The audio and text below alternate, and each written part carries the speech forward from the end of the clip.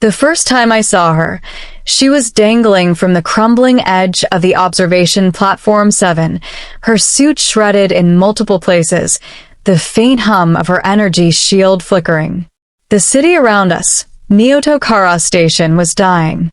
Neon lights sputtered in the artificial haze, gravity generators shivered, and drones zipped like frantic fireflies through the gray skies.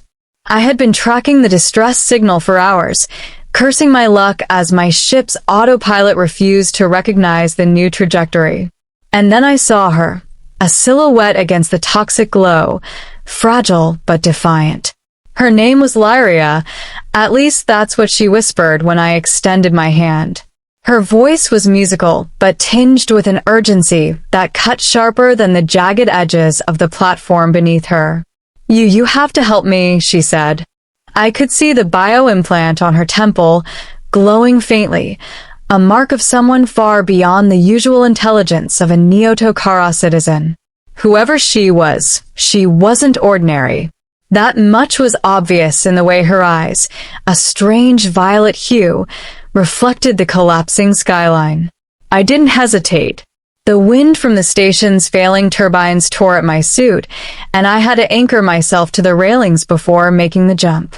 My fingers clasped hers just in time, and I hoisted her up, feeling the unnatural lightness of her body, as if she were only half there. Once on solid ground, she collapsed, panting, and for a moment, I thought she might be gone despite my efforts. Then her eyes met mine again, fierce and almost unearthly.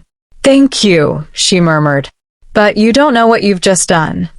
I laughed nervously, brushing the dust off my jacket. "You're welcome. And I think I'd know. What did I just do?" Her gaze flickered to the darkening sky above the station. "Saved me, yes. But now the choice is yours. And it will change everything." At that moment, I didn't know whether she was speaking figuratively or literally. Neotokara was a city of anomalies, abandoned tech, rogue AIs, and whispered legends. I thought I had seen it all. I was wrong. The escape. We had to move fast. Alarms blared across the station, automated drones detecting unauthorized movement. Lyria led me through corridors I had never seen, twisting past maintenance shafts and forgotten elevators. Each step she took seemed to leave a faint trail of light, as though her presence bent reality slightly. It unnerved me, but I had no choice but to follow. She knew the city like a shadow, moving through dangers I hadn't even noticed. "Why is everyone after you?" I asked as we ducked behind a collapsed conduit, sparks flying in erratic arcs. She hesitated, as if considering whether to tell me the truth. Finally, she said, "Because I carry something they want. Something that was never meant for this world." "What something? Like a weapon?" "No," she replied sharply. "Not a weapon. A gift. And a curse." Before I could probe further, the corridor ahead shook violently. Drones. They weren't armed with conventional weapons. They used energy pulses that could tear through reinforced steel. Lyria grabbed my arm. "Run." And we did. I followed her through maintenance tunnels and hidden ladders until we reached the old Shuttle Bay 3, its launch pads long since dormant. She pointed to an ancient shuttle, barely operational, its hull scorched and patched with scavenged materials. "This will get us out," she said. "But you need to trust me." I didn't question it. Trusting her was the only option if I wanted to survive. As the engines roared to life, she guided me into the cockpit, her hands moving with uncanny precision. The shuttle lifted off just as the first drones breached the outer wall, their energy pulses grazing the shuttle, but failing to penetrate. Neotokara Station shrank beneath us, a dying city of neon and metal. The gift. Hours later, when the shuttle had cleared the station's orbital field, Lyria finally spoke again. "I need to show you something," she said, activating a small console. A holographic projection unfolded in the cockpit, a globe of energy, swirling and vibrant, unlike anything I had ever seen. "This is the ether core," she said. "The what?" I asked, leaning closer. The light from the projection reflected in her violet eyes, making them seem alive, almost sentient. "The ether core," she repeated. "It's a fragment of a universe beyond our own. It holds knowledge, power, the ability to rewrite the very fabric of reality.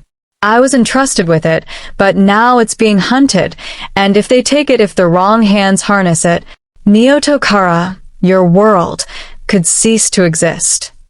I felt the weight of her words.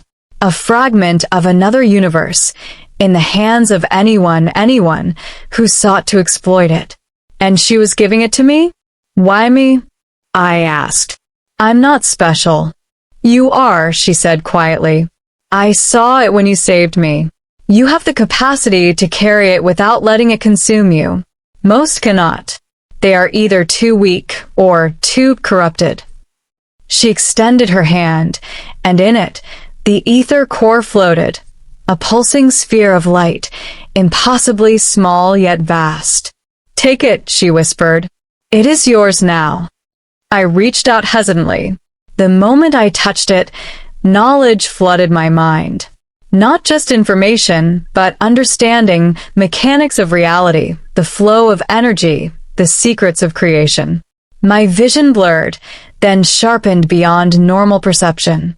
I saw Neotokara as it truly was, a fragile lattice of technology and life, suspended on a thread. I saw possibilities, timelines, potentialities, and consequences. And in the center, like a silent heartbeat, was Lyria, both guide and warning. This is too much," I stammered. I don't even know where to start." "Then start small," she said. "Protect it, learn it, and when the time comes, you will know what to do." I wanted to protest, to argue that I wasn't ready, that this was too much for someone like me. But when I looked at her, I saw no doubt, no hesitation, only trust. And somehow, that gave me courage. Pursuit through the stars. The days that followed were a blur of hyperspace jumps and evasions. Lyria taught me how to hide the ether core's energy signature, how to manipulate its flux to create illusions and shields, and how to sense danger long before it arrived. Every night, I dreamt in strange colors, with visions of other worlds, other versions of myself, and choices I hadn't yet made. The hunters never rested. They were the Syndicate of the Void, a ruthless collective that trafficked in cosmic anomalies. Every encounter pushed me further, but the core guided me. Sometimes, I felt it reacting to my intentions, almost like a living companion. And through it all, Lyria remained by my side, ever vigilant, yet serene in a way I could not understand. "What happens if they catch us?" I asked one night, staring at the swirling lights of a distant nebula. She didn't answer immediately.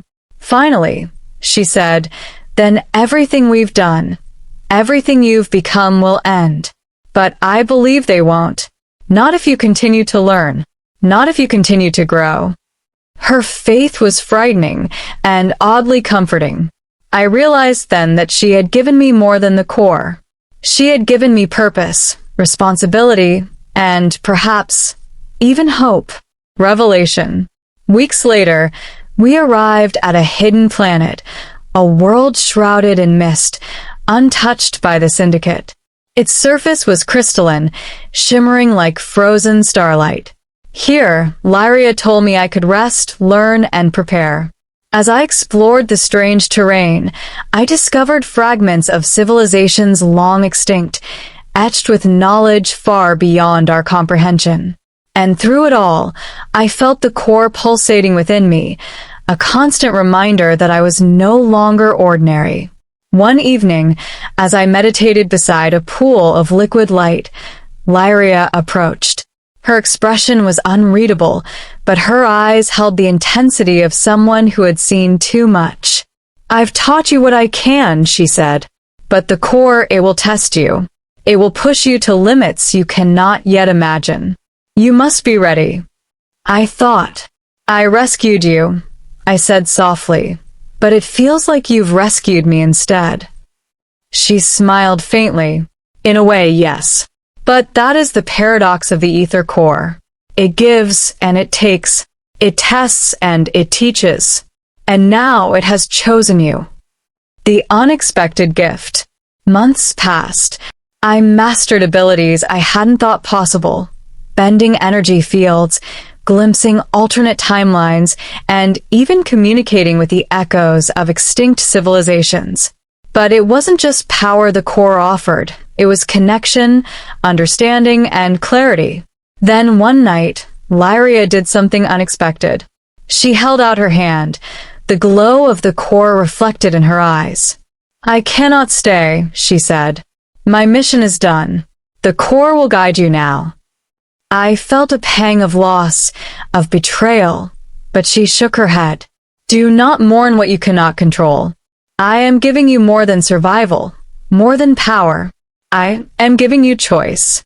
The core is yours, but so is the future. Shape it wisely." Before I could respond, she touched the core, and a brilliant surge of energy enveloped her. In a blink, she vanished. Gone, not dead, not trapped, simply elsewhere. Somewhere beyond, guided by forces I could not yet comprehend. Alone, I felt the core's warmth in my hands, pulsing like a heartbeat. And then I realized what she had truly given me. Not just power, not just knowledge, but freedom.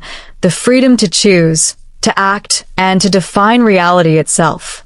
I stood beneath the crystalline sky, the weight of possibility pressing against me, and whispered, "Thank you, Lyria. I will not fail." And for the first time, in a universe of infinite potential, I understood. Rescuing her was only the beginning. What she gave me, the ether core, yes, but more importantly, the gift of agency, was a responsibility unlike any I had ever imagined. A responsibility I was ready to embrace. Because now the universe was mine to protect, and I would not squander it.